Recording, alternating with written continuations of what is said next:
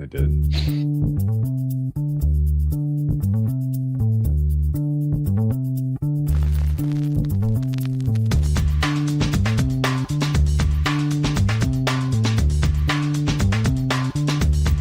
Welcome to the acclaimed podcast, The Deep Dive, featuring your esteemed hosts, Andy Monitor and Drew Dinzik, powered by BetSperts. Welcome to the Deep Dive. Houston Texans rounds out the AFC South, Andy, and then we just have the miserable NFC South left to go. So we are coming down the home stretch here, and what a day to do the Houston Texans as they had injuries to the offense and the defense today. The offensive one looks like it's one we're going to want to monitor. In the same sentiment that we started the Jags, where I was asking what gives with all of the lack of buzz for the Jags, what gives with all of the overwhelming buzz for this Texans team? I'm going to say there are many, many people whose opinions I respect, and also Aaron Schatz, who put incredibly favorable opinions out into the world this summer about the Texans potentially winning the AFC. And I heard him. I was like, cool. Let's dig into this. Let's figure out why. Let's see if am I getting on board with this take? Is this a viable take? And I am left relatively cool with a lot of aspects of this team, mostly on the offensive side of the ball, mostly with the passing game. And that is what ultimately matters the most. So I think I got to put my money where my mouth is and take a stand against the Texans somehow, some way. I'm just not sure how. You got any thoughts? I have them behind the Jaguars. Right now, everything's still. Here's the thing about power ratings, guys. They're a living, breathing being, and mine for every podcast we've done have changed for every single team that you've listened to. I'll update that throughout the year. That'll be a fun little project. We'll send out some newsletters, what my numbers are every week, but. This was a tough one. This was really tough because there's some really special players on this team, and there are some really bad offensive linemen again. And then we just got another one hurt today. Weird timing. We did the Chargers podcast the day that they lost their center, and then we're doing this today where we possibly lost a tackle. We don't know if somebody in the chat who's watching this live has more info than us. I'd love to hear it because right now we don't have a full prognosis. It's just, hey, he was carted off and he couldn't put weight on his leg, and it's your best offensive lineman. And yeah, it's looking like a foot injury at this point. But I adjusted my number to just put him out for week one. Okay. Right on the fly. I just said, you know what? Feels like an 80-20 that it's a bad enough injury that he misses some time. Can your Houston offensive line number go any lower though? It is now the 32. That's where I have it. It is my worst number. It's the lowest number for them and the lowest offensive line number because it is a tough hang of, who's stepping in at this point at left tackle. Is it going to be Blake Fisher? It is. Mm-hmm. Does that not inspire you? It's not inspiring. Neither is Erante Ersuri. He was already your starting left tackle. Like that was just happening. No, I mean that's locked in, but it's not awe inspiring. What's up, boys? Trent Brown passed the physical. Trent Brown on this roster. Did he pass this physical? I haven't really been tracking Trent Brown. How old is he? 33? I thought he was a little older than that. He is a Texas boy, born and bred. He has some aggressive tattoos. Anyway, the general kind of vibe around the Texans to me feels like there is a kind of a classic, and I'm guilty of this some myself, but there's a kind of a classic overstating. There's an overconfidence that this defense is going to be top 3, potentially top 1. There's a pattern recognition that what the Seahawks did it last year with journeyman quarterback. If Stroud can play as well as he played as a rookie, why can't the Texans be this year's Seahawks? There's a a weird overstatement of how much David Montgomery could possibly matter to the rushing attack, which was pretty horrible last year. And there's a complete ignoring of what looked like a pretty minus EV offensive scheming and play calling from Nick Caley at times last year. And I guess we brought it up in the Jags podcast, second half of the season. The Jags offense was flat out awesome. And a ton of that was just Trevor Lawrence was playing really, really, really competent quarterback play. And the Texans also put together a solid winning home stretch. They went from 3-5 after their loss to the Broncos last year, one out, including a win over the Jags. And do you remember that game, by the way? I do. We were on opposite sides of that one. I had the Jags that day, and David got you home with a rushing touchdown. But yeah, they win down the home stretch. You deserve better. I did, yeah. They beat the shit out of the Steelers in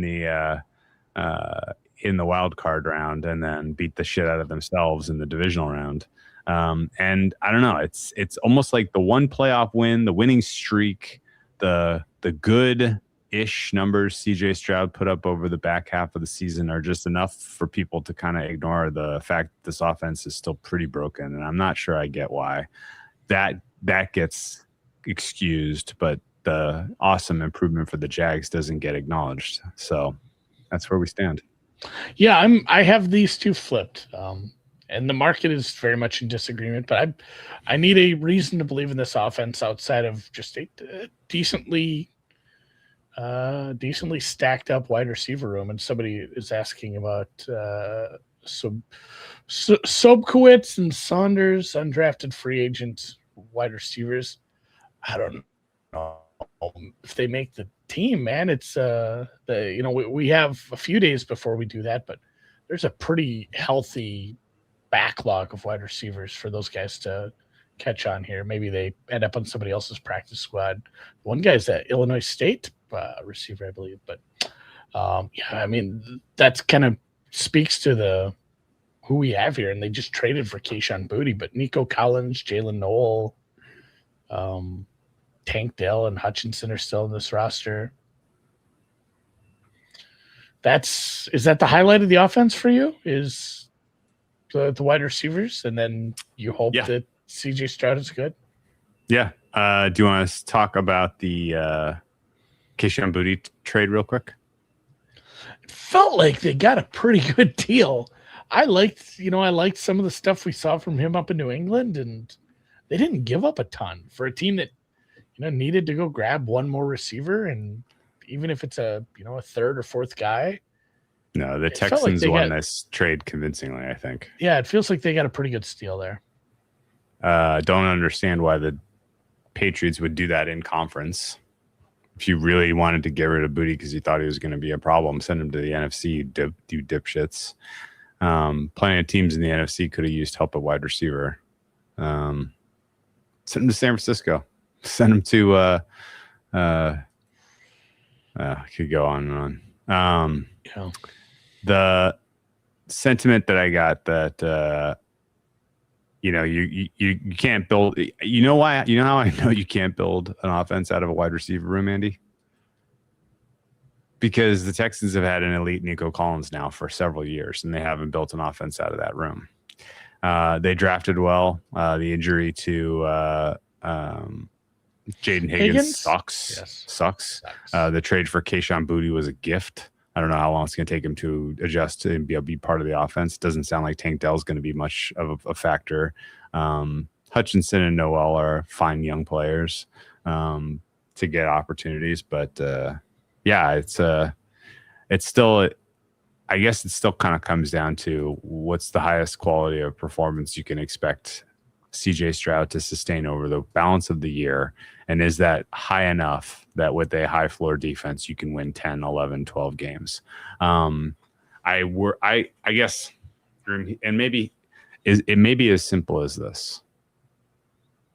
I don't care that defense wins championships is a axiom for a reason. I don't care that what the Texans, the depth of the Texans defense makes them effectively resilient to a couple of key players getting hurt on defense, and they'll still be just as talented. What I care about is that the Texans are not getting the 1 seed with this schedule, with this limited offense, with this division. Yeah, and the Texans are not going on the road and beating anyone who has a better than average offensive line or a quarterback who's not in his 40s. Yeah, because they did win a playoff game last year, and as you mentioned, it was because they played the champions of the AFC North. Which is still weird to think about that swung on that crazy game. The missed kick by Tyler Loop. The loop kick at the end there. But yeah, the Steelers convincingly beat the Steelers. That was not a much of a game. Then lost to New England, where CJ Stroud was bad. Especially, I mean, that game was over quickly, it felt like. Where was that the one where he was just like the first half, he was an absolute abject disaster and the game was kind of over? I think the final score I'm showing here is 28-16. I bet if I look at that box score, some of those Texans points were in the second half. But yeah, it's tough to beat good teams. It's tough to beat teams that are able to counter your pass rush and your secondary by having a good offensive coordinator, a good offense. Mm-hmm. And yeah, it does feel like it's tough to beat a good team when your quarterback throws 4 picks. Yeah. I think he had 7 turnovers in the 2 playoff games. Obviously still beat Pittsburgh, but yeah, it's between that, the Higgins ACL, the Horton Achilles, and now an offensive lineman possibly injured at this point. It's easier to cool on this team at this point. Despite one of the best fun defenses, maybe the best defense. Well, let me ask you about that. Are the Texans defense trend breakers in terms of year over year predictability of defensive quality? I think it depends on the secondary. You see a lot of that where secondary pieces can drop off just quickly.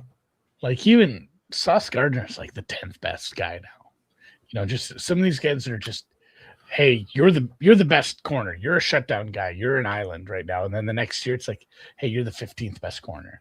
The next year, hey, you're CB2. I think that's what drives it more than some of the pass rush pieces. Pass rush pieces move around a lot too. But if Stingley, Lassiter, Bullock, Blankenship, Petrie, I mean, it's a really, really good secondary. If we get high-end performance out of them, it's just going to keep the pass rush having time to get to the quarterback, and everybody else is got good backups. Like you mentioned, there's some decent depth on this team. It's hard to have a really good defense or offense with high-end players and still have some depth. That's a problem you see in good teams. Like, hey, there's some all-pros here, but the backups, that's a problem because you can't pay everybody. If there was one kind of consensus top 5 defense, if we go into the future, so I'm gonna throw out there Rams, Texans, Seahawks, Broncos, and the Eagles. Eagles are there for me. And then, this is pretty consensus top 5, I think, over almost everybody I've seen handicap NFL and kind of put out anything public. If I told you at the end of the season only one of those teams finished top 5, what's your first choice?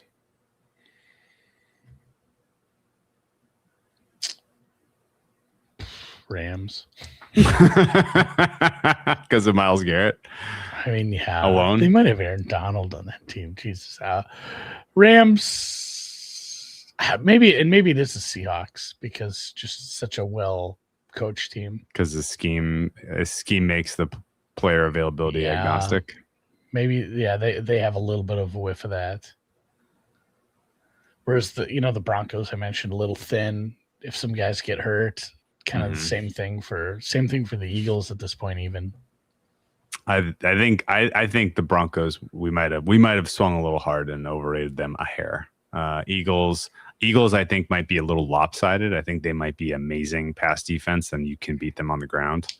And then I would put the Seahawks as my choice just because of the scheme being the factor, and I would put the Rams second because of the talent.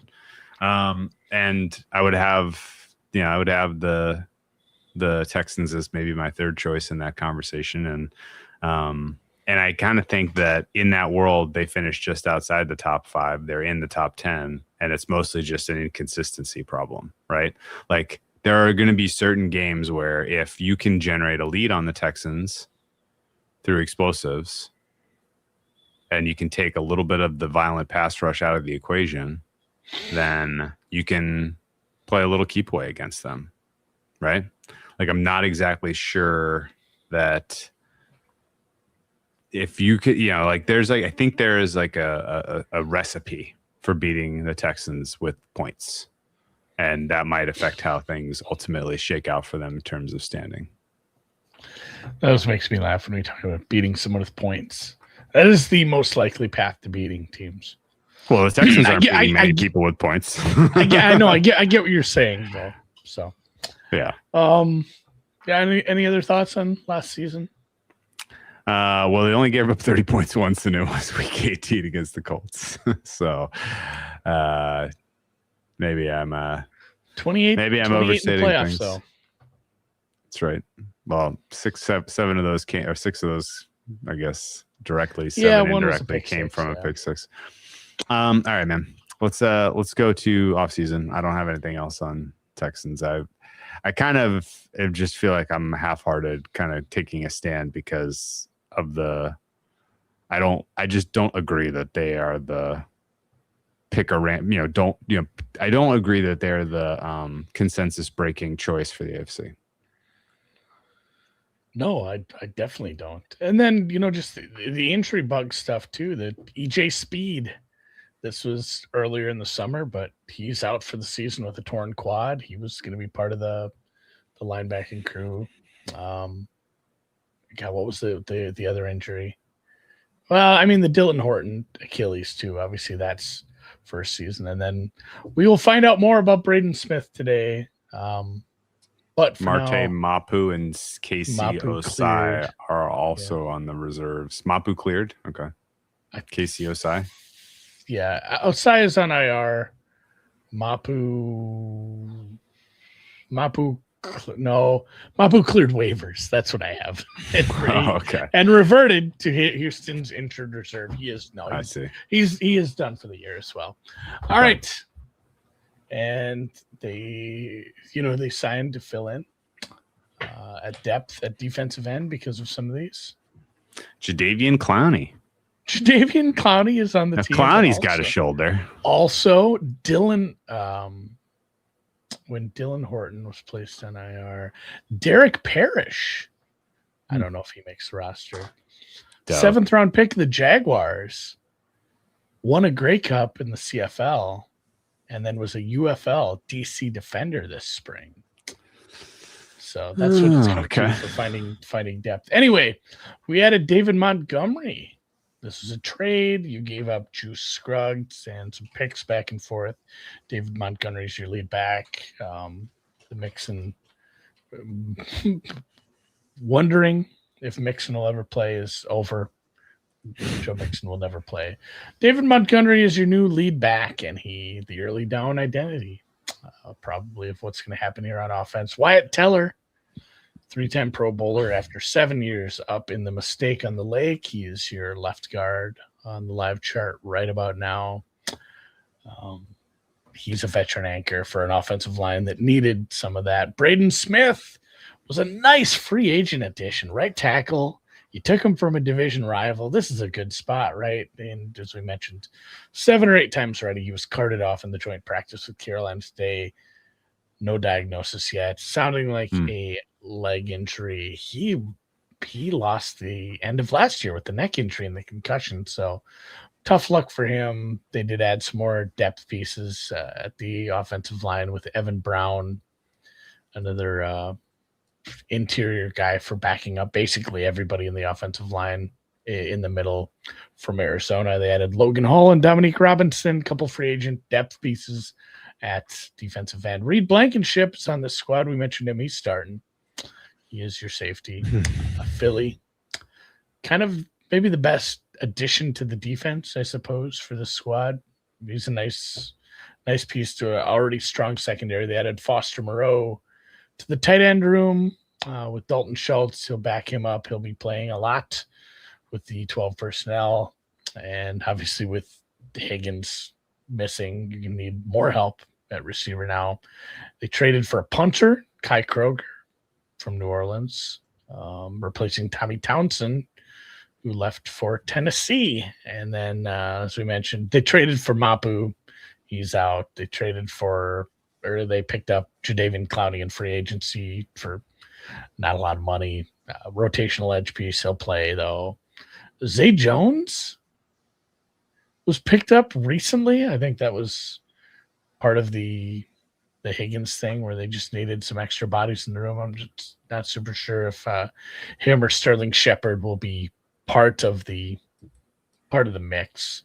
Is there a little buried in the depth chart? And then Kayshon Boutte trade, as we mentioned just the other day. That's your Higgins replacement. He's your starter.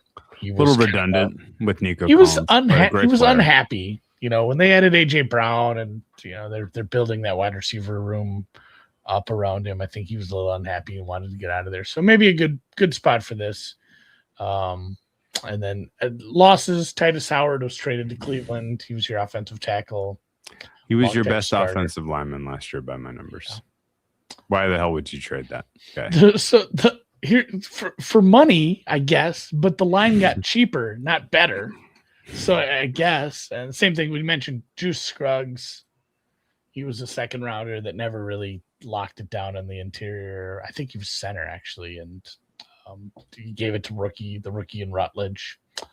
Jalen Reed was traded to New England as part of the Boutte move. The safety, Joe Mixon was released because his body is dust. Jimmy Ward, the safety, was released, and it wasn't like a cap move. I think they just got rid of him. He was fairly cheap. Nick Chubb, retired also. Two running backs retired. That's right. Christian Kirk, his contract expired, and he ended up in San Francisco. And then Tommy also Thompson, we on mentioned. The cusp of retirement. Yes. It is funny to me that if you are an old running back and you're ready to hang it up, what you should go do? Go collect one last check from the Texans and try to run behind that line, and that'll really teach you that it's time. So, David Montgomery, you're next, buddy. Glutton for punishment, running behind that line. We mentioned the center from Georgia Tech, Keelan Rutledge, is somebody they traded up a couple spots to go grab. Do you remember another preseason of weird, this guy's a sicko, violent, awesome player buzz around a rookie like this that was not like a highly touted rookie? Because I kind of don't get it. Why? What? Who gives a bleep about his attitude?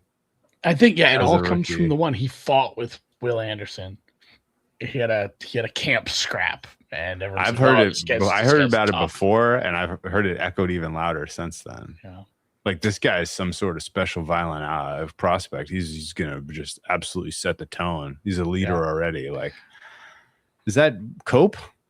People who are trying to help people feel somewhat favorably about this dog shit unit? Well, Jake Andrews played last year. He was, he was someone who started and played some games, I believe. So the fact that he won the job, I guess it's good. But again, he's a first round pick. He should be at least part of the plan for a team that's offensive line was this bad. So I don't know. We will see. He is your starting center. They had a second round pick in Caden McDonald from Ohio State. I'm not even going to explain all the trades it took to get to this one. This was part of the Laramie Tunsil thing. And then they sent other picks to Vegas, jumped up around of other spots. Either way, he is somebody that Ryans loved a lot. He's another one that's getting a lot of camp buzz. It's like Ryans has mentioned him a couple times in press conferences. He's going to be immediately in that interior defensive line rotation with some of the veterans they lost in the middle. And then from there, it's depth at that point. Third tight end, maybe fourth with Marlon Klein from Michigan. Although Michigan tight ends, you get a Big Ten tight end. Good for you. More depth at the interior line. Fabici, Nowawu, Oklahoma.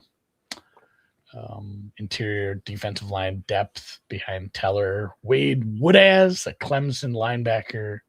That's another spot that, as we mentioned, speed. The EJ Speed injury makes this opens the door. More of a necessity to have some depth there. Safety depth, Kamari Ramsey, USC.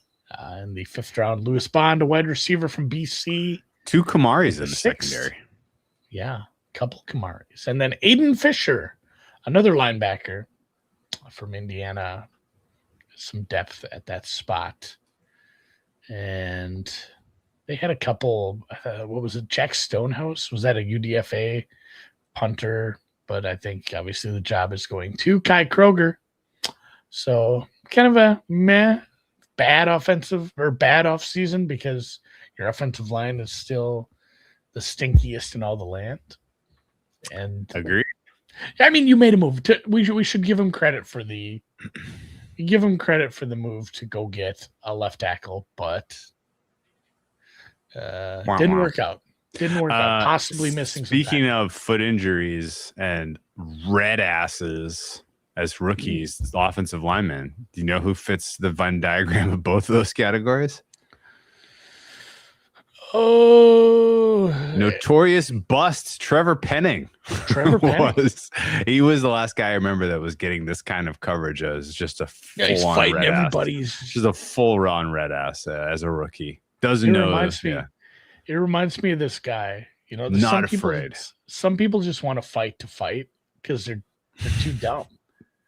And it reminds me of, I went to a bar in Sioux Falls, South Dakota. You ever been to a bar that's like, it's built into a mall, not a strip mall, but a full-on mall. And it's, it's on the edge of the mall, so you don't have to go into the mall to get to it. But it was a happening bar, and somebody got a little out of control. And it's like got airport bar vibes. Yeah, it has that vibe. And there was somebody, big dude, he got in a little bit of a scrap with somebody, shoved some dudes. Bouncer stepped in quick, and he decided that wasn't going to happen. And he said, I'm going to fight these bouncers as well. So he's fighting 2 bouncers at the same time, and he's winning because he's a tough dude. Suddenly it's 3, and then a bartender comes out, and he's got like 5 dudes, and the guy is on his hands and knees kicking like a mule, like he's rocking back and forth, kicking and trying to throw elbows. And I was watching and thinking, like, I don't know what made me think. Penning reminds me of this guy. I don't know. I don't even know who this was, but it just reminds me. It's like, what do you think the outcome is here? Do you think eventually you're just going to be like, all right? He's watched too much Reacher, I think, is the answer. It's like, do you think if you fight hard enough, they're just going to give up and be like, all right, you can stay. All right, fine. We'll buy you a drink. Fine. You fought us all. You whooped us. You can stay here at the bar. Like, you're just silly. You got to give up at a certain point. Yeah. I don't know why I thought of that. Cops are on their way. Yeah, Penning always had the vibe of a guy who you need a little bit of unchecked aggression to play football. There's a story about. Oh yeah, of course. The guy before Aaron Donald that held the record for sacks from an interior lineman, which is not a real record, but when you talk about the sack records, it's always been edge guys. And there's a player for the Minnesota Vikings named Keith Millard. Okay. He was kind of the guy. He'd cut short a little by some injuries, but there were stories about him from like training camp where he ripped the sink off a wall in a bar. Like, because some of these people are just absolute mental patients. You gotta beat up. I mean, you go, hey, what do you do for a job? I have car crash level impacts on my head 40 times every weekend. Oh, that sucks. It's like, yeah, I make $6.8 million doing it. Oh, okay. All right. Well, that's good. Either way, I digress. Back to this team, and I don't know, any other thoughts in the offseason before we talk a little circa? I I guess notable that we're kicking the contract reset into the future on CJ Stroud. Agree? Disagree?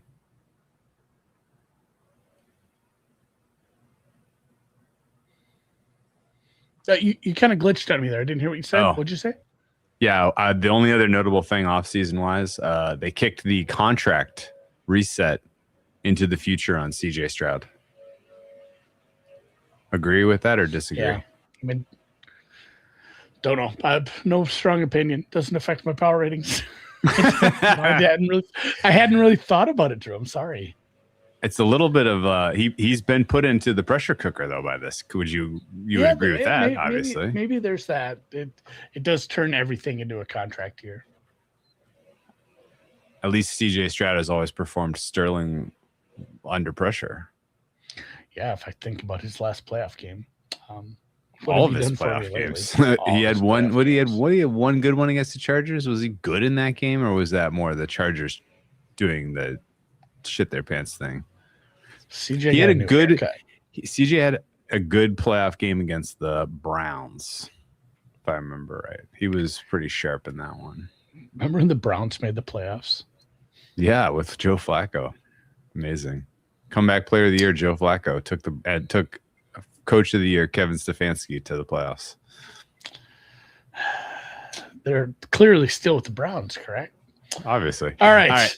Circa, we'll be there tomorrow. Come get a drink with us at the Overhang Bar. If not, we'll see you at the Legacy Club. If not, we'll see you at Stadium Swim. If not, we'll see you at the Blackjack Tournament. If not, we'll see you at the Legacy Club a second time. And if not, then I hope you find another time to go out to the desert and sign up for the contest, because it's a once in a lifetime opportunity to try to win $25 million. We're just going to call it 25. It is trending well ahead of last year, which is amazing because I couldn't believe how many people signed up last year, because it is a bit of a commitment. You got to have $1,000 plus a proxy fee, and you got to fly yourself out to the desert. But over 10,000 people have already signed up. Way more than that. That was 2 weeks ago. It's a well-run contest. There's nothing shady or sketchy about it at all. It doesn't get filled. The entire overlay doesn't get filled up in the last 5 minutes with a bunch of anonymous accounts that are tough to pinpoint. Where did all this liquidity come from? There's no, there's no rake. It's extremely transparent, and I love them for it, and will continue to play as long as I have dollars to rub together to find a team to participate with. If not, have my own entry. So go sign up. Yeah, I already have 6 entries in the Survivor, which I own 1/6 of. Speaking of, we'll have more. We'll have more this week. And yes, speaking of CJ Stroud, and the question about inking him long term, he's going into this season with Nick Caley rated as a 5.3 for me. What about you? At 4.8. Okay. I really did have Caley kind of dragging this down. He's a Patriots coach or Patriots tree. The 5th-year option 20 was picked up, so you do kind of do the. I don't know. Usually it's a positive thing, but it feels like in the situation he was at, like you said, it just does push things back a year for getting that next deal done. So I don't know how they're feeling about this, but are we being unfair on the low side? A little bit. He's had good games, and it's been weird because we had a really strong positive signal in the first year of who was the OC that got cut loose the other year? The PFF guy. Slowick. Yeah, Bobby Slowick. We had positive signal year 1 with him, and then very negative signal the year after. We moved on. We're on Nick Caley. Don't know if we got a full picture on that, but for my money and some of the performances we saw, it's hard to grade because of how bad the offensive line has been, and you got to say how much of that was a problem or how much of that was causing some of the issues that I was seeing. But I don't grade Caley very highly, and I have Stroud above average, but not to the point of where we have Trevor at this point. So I'm I could go up to like a 5 here, but I'm a little lower than you as well. Okay, it's worth noting that the EPA per play from second half of the season, Stroud and Lawrence were pretty damn close. So, maybe we bump them up. I feel bad. Maybe I should bump them up. Yeah, I'm really not sure if I can kind of fully articulate what it is about Stroud that leaves me in like the 5.3 range. I think it's the lack of upside. I think it's that he does the basics perfectly well, but he has a lot of negative plays. And I think his inability to really develop anything special out of structure is what kind of makes him a bet against. And the fact that he's consistently forced to do that with the offensive line and system he's afforded. Yeah, I hate to think I'm double counting a little because of the offensive line problems are just going to make everything else look worse. But at the same time, as you mentioned, he won Rookie of the Year, correct? He did. It just felt like we were waiting for the second step, like the move forward. And yes, they've had a few different OCs and such is life, but. Yeah, I'll stay still a little low on this to start the season. Okay. Skill position group for me. Love Nico Collins. Like Kayshon Boutte. Hate the rest. 4.5. I went up to a 5 here with the Boutte trade. I was a little closer to yours. Okay. Tank Dell's back in full team drills. Hopes to maybe get some snaps here in this Carolina matchup in the preseason. He hasn't played a game since 2024, possibly a little rusty. But yeah, Nico Collins is a big chunk of this. David Montgomery, I have as an improvement on what we had last year, but he's still not a top back in my eyes. And also he's a running back, which isn't going to move this up as much. Tight end room is, as we mentioned, Dalton Schultz, Foster Moreau coming in fresh, and then the rookie Marlon Klein. So not the strongest group, but very above average at wide receiver 1. And I do like Boutte. Absolutely. All right. Offensive line for me gets a 3.5. It's down towards the bottom. I have not adjusted this for the Braden Smith injury like you have, but I think honestly, it's probably just going to make it about a 3 if I did adjust anything. Let's see it from Rutledge. Let's see it from Ursery. I was a little surprised that some of the public grades on Ursery were pretty positive, but Brandon Thorne just put him in the basement. So going to have to sort that out with my own eyes this year, watching a little bit more closely. Not convinced Wyatt Teller has anything left in the tank. Not convinced that Browns would have let him walk out the door if he did. Ed Ingram, same story. He was uninspiring last year. Don't see a step forward. The Browns did pay an offensive lineman this year. It was Tytus Howard, former Texan. So yeah, I'm a little lower on Wyatt Teller than I was. Wyatt Teller was a very good interior lineman at one time. Still serviceable. He might be the best player in this offensive. He is. If Braden Smith is out, he's the highest rated, I guess. Ursery, I don't have a good grade on. Rutledge has never played a snap. Ingram's low. And then whoever's going to step in, if it's Brown or if it's Trent Brown or Blake Fisher, I'm not 100% sure what the exact plan is going to be for left tackle, but I just kind of back of the envelope to a 2.3 here. Okay. My total rating for the Texans is a 46th percentile, which is 20th best in the NFL. Yeah, I'm 42. This is a lopsided team. It's a very good defense, and the offense leaves a lot to be desired. We need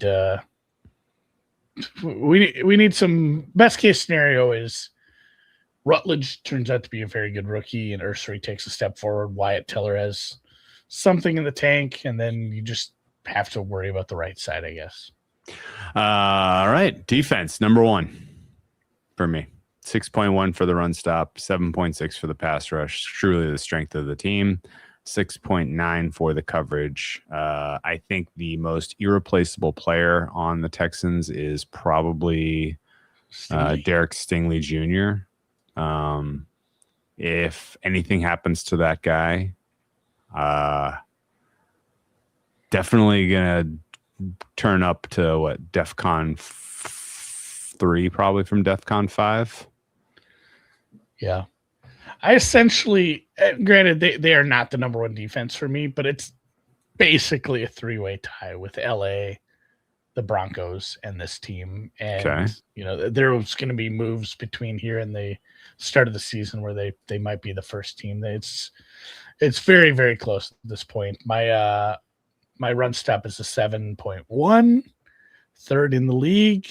There was some turnover on the interior, but between the guys that are back, Sheldon Rankins and Aziz El-Shair and To'o. I have some good grades. I have good grades on the defensive backs for some of the run stop stuff. EJ Speed missing some time, or missing stinks for the linebacker core, but as we said, we have some depth. It's going to be Jamal Hill stepping in there on the strong side backer. Pass rush is a 7.2. Will Anderson, Daniil Hunter. Don't have to say a lot past that. You brought in Clowney for situational stuff. You have Dominique Robinson. You have that, God, who was the other one I was going to mention here? Yeah, just the Dylan Horton thing stinks, but I don't know that the depth was so thin that we're going to worry a lot about this. Oh, Caden McDonald. Caden McDonald inside as well.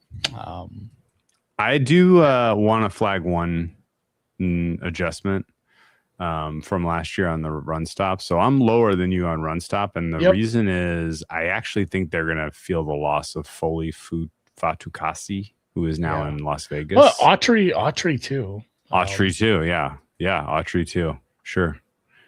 These were good players against the run. And now you're backfilling with Sheldon Rankins, who's fine, and a guy I really know nothing about, and Tommy Togai. Did he get any snaps last year? I'm not seeing any. Oh no, he had 444 snaps. He is on the list, and actually he's fine. I take it back. He's a fine player. He's probably better than Rankins. I was going to say I have a good grade on him. I think he kind of bounced around to start his career. And was he a Falcon? I don't know. Just for he was like camp with the Falcons. Then he elevated himself here in Houston land. So pass rush 7.2, coverage 7.8, second highest in the league. Stingley and Glaster are electric. Petrie at the nickel, Kalen Bullock and Reed Blankenship added to this team. The Jalen Reed thing, maybe I should make it. I don't know if I made an adjustment for the depth there. It's just depth, though, right? He was like really your fourth safety. Yeah, he was probably your fourth last safety. Year. Yeah, so I don't think I need a strong adjustment there. This is, as I mentioned, my number 3 defense, but basically it is 1A, 1C. I mean, could be the best defense, should be a top 5, probably a top 3 at this point if they stay healthy and play well. Yeah. Okay. All right. 69th percentile defense for me, number 1. Let's look at the chart where we can probably debate coaching a little bit. That was the Jags, my bad. Texans coaching, we both came in around 4. And coaching is maybe the one thing that I'm kind of if I was going to get into a true debate with a diehard Texans believer, one of my points of argument would be coaching, because it does feel like DeMeco Ryans is a little bit of a value neutral coach. If you just swapped him with an average D coordinator with this much talent on defense, it's still going to be very, very good. And I think some of the in-game decisions he makes are pretty bad. And I think there are a couple of clear examples where he's coached his way into losses. Yeah, in-game decision-making, fourth down aggressiveness, some of that stuff didn't grade out, to the average here. So I've met a 4.1, you're at a 4. Our special teams numbers match. Look at that. 6. Kai Fairbairn. Yeah, Did you see how they were basically giving him they're resting his leg in this preseason? Yeah. I forget where I saw that. Anyway. Final grades, you are a 49th percentile. I'm a 51st percentile. That makes you a minus 0.09. I'm a plus 1.4. Right now, the market has the Texans as a plus 2.2. Yeah, we're both, you're way low and I'm low. It sounds so like maybe I just needed to flip this all on its head, Andy. Why are you selling the Texans? I mean, a lot of it is just I'm worried about the offense behind an absolute dog shit offensive line again. And if it gets to, if that's what's keeping CJ Stroud from attaining a higher level of play, that stinks because you drafted a guy high. He was, really good in college. We've seen him play really well. He won Rookie of the Year. You've built around him. You brought in some good receivers. If your offensive line continues to cause him enough problems where he's just good and not great, that stinks. And part of it is just you can't have everything. It's nope.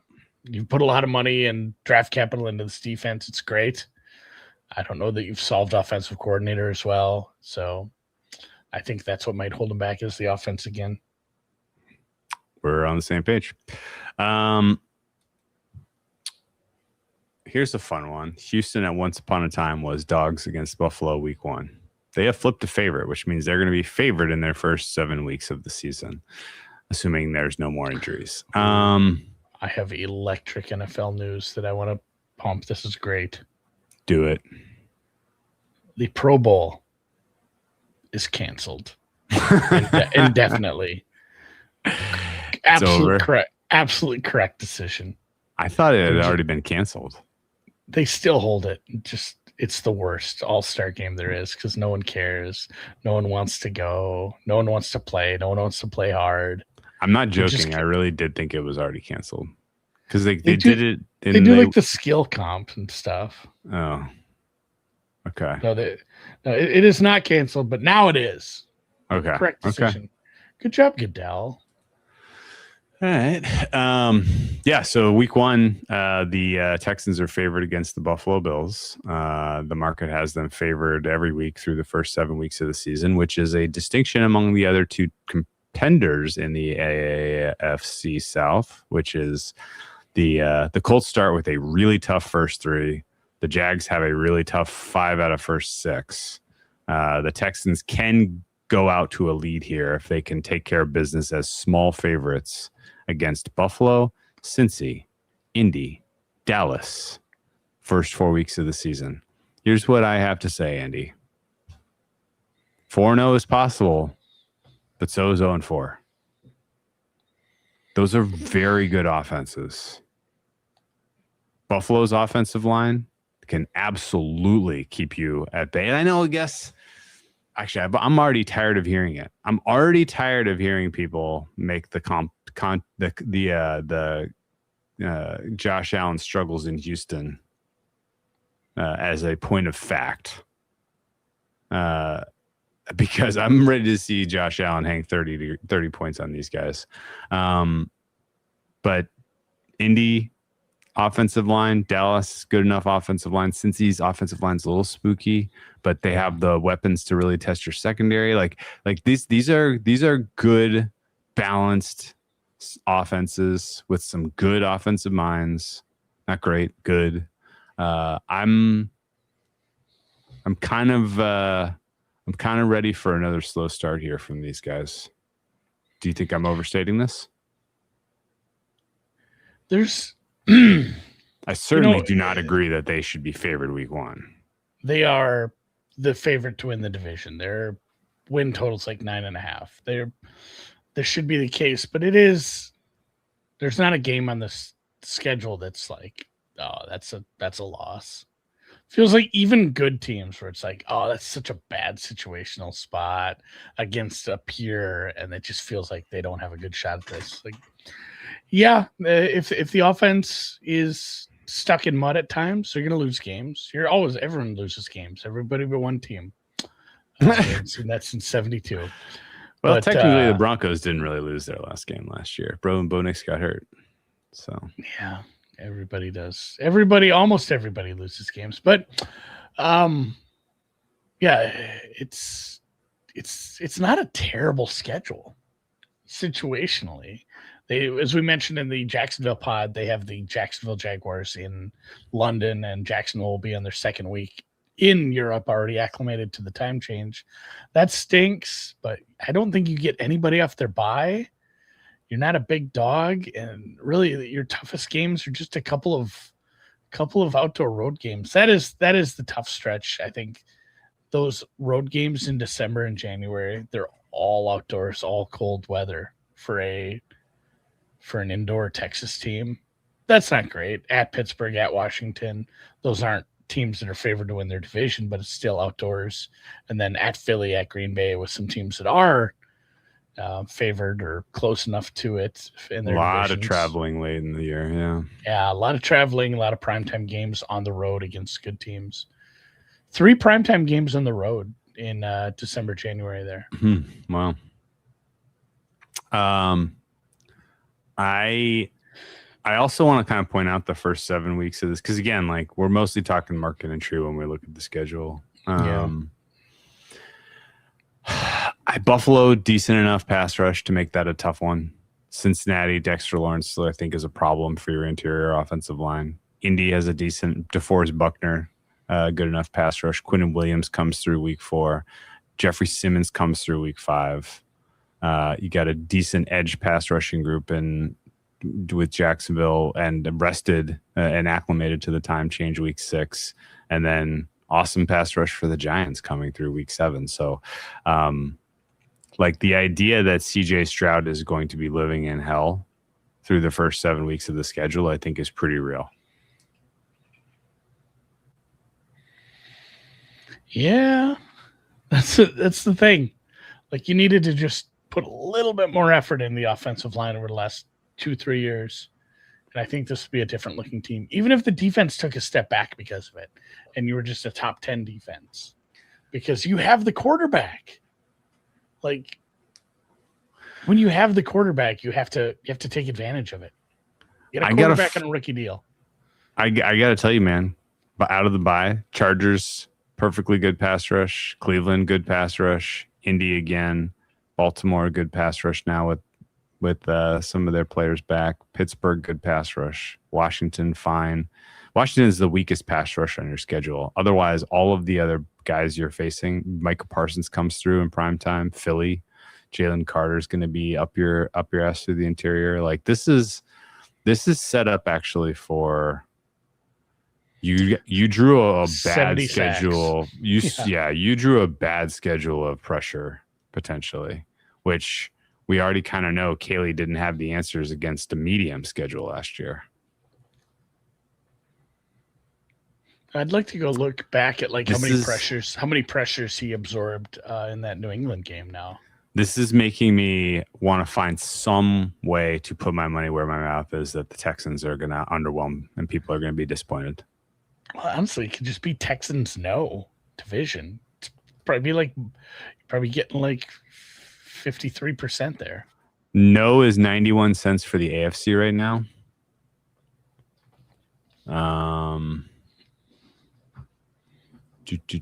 Where's divisions? They don't put it under futures. That's the organization at some of these markets really is pretty pathetic. I'm really into the search bars because I can never find anything otherwise. Texans no for the AFC South is 54 cents. Oh, I said 53. I kind of want to go 52. I kind of want to go even crazier though. Like, I want to score. No on playoffs. As we mentioned this in the Jaguars pod, where There's 9 teams for 7 spots. Yeah, there's a glut of playoff feeling teams in the AFC. No for playoffs is interesting. Sorry, Cal. I used your thumbnail. What's make the playoffs? What was that price? Did you see it? No, I'd have to go look it up. I would assume they're like even money to win the division. I would assume make the playoffs was like minus 300. The alt win total here for the Texans is under 8.5 is plus 200. That feels bettable. I kind of still want a bigger number than that, though.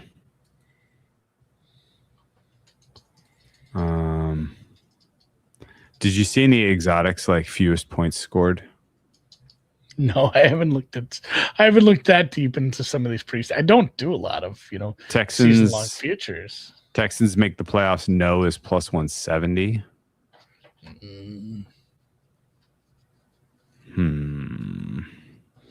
Kind of like the under 8.5 better. Yeah. At 200. Yeah, absolutely. Yeah. No question. I fully agree with that. Most wins, fewest wins. That's not fun. That's no fun. No, they're not going to have fewest. I don't know. They're not. There's too many. There's too many just atrocious teams. Like somebody out of like Arizona, Las Vegas, Miami. One of those teams is going to surprise us a little, but all 3 aren't. Somebody's having 3 wins this year. I do want to kind of point this out about the Texans schedule, Andy, is that despite the fact that they are a lot of blue in terms of they're favored in the preseason look ahead in a lot of games, there's not a lot of dark blue. No, there's just the home versus Tennessee late. Home versus Tennessee late. That's the Indy at home, Cleveland at home. Oh, sorry, Cleveland on the road, and then the Giants at home. So you only have 4 games where you're really like a meaningful favorite. A lot of coin flips. Lot. Who's your backup quarterback? Davis Mills. Is it still? I had to go look Absolutely, it's Davis Mills. How did you not remember that? He came up earlier in this pod. Yeah. He scrambled in a touchdown to beat the Jags last year to make my life miserable. I was just, oh God, such a good player. I couldn't, I couldn't put together like a bang of a week. And that one was just like, what the fuck? I just needed a good score a week, and stuff like that kept happening to me. I will never forget the last season as far as our head-to-heads, because we went head-to-head other times, but 2 of them were that game and then the Rams-Seahawks game. Yeah, the recovered fumble. Yeah, the 2-point fumble recovered. Just the ultimate 0-2 turning into 2-0. That's what you get into when you bet on the NFL, guys. Yes. Or the Arizona Tennessee game. All right. Well, I'm gonna find a season special. Damn it! There's a highest scoring team, but not a lowest scoring team. God damn it! All right. Well. Yeah, and Robin has a point here too. With all these coin flips, you just kind of got to be okay on offense. Like if the offense is above average, you're going to win enough of these coin flips to win 11, 12 games. And then the division is going to come down to how good was Jacksonville? Did Indy go on a run? Did you win those games against those 2 teams? Do you have the tiebreakers in that spot? Because this defense, it feels like it'd be very difficult for it to drop off too hard. The offense just has to be, go find me 22 points, baby. And honestly, the margin between Texans, Colts, and Jags is so narrow that those games all being 1-1, I think is pretty happens pretty often. Yes. So it is kind of the other games on your schedule that really drive this outcome. And the Jags schedule is tougher, frankly.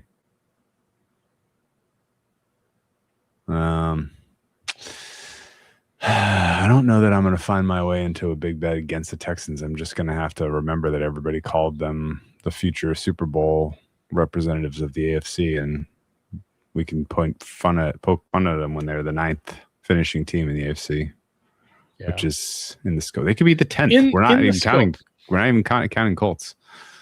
Ceiling floor for this team. Ceiling. I don't think their ceiling is the Super Bowl. I don't think it's going to the Super Bowl. I really don't. I don't think you're good enough to get a 1 seed with this offense, and I don't think you're winning playoff games on the road. I'm sorry.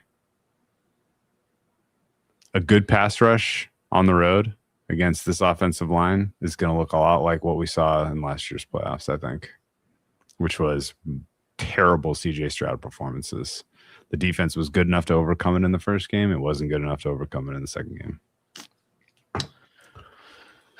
I got to find a way to bet against this team because I'm You're well off. You're way I'm well off the market here.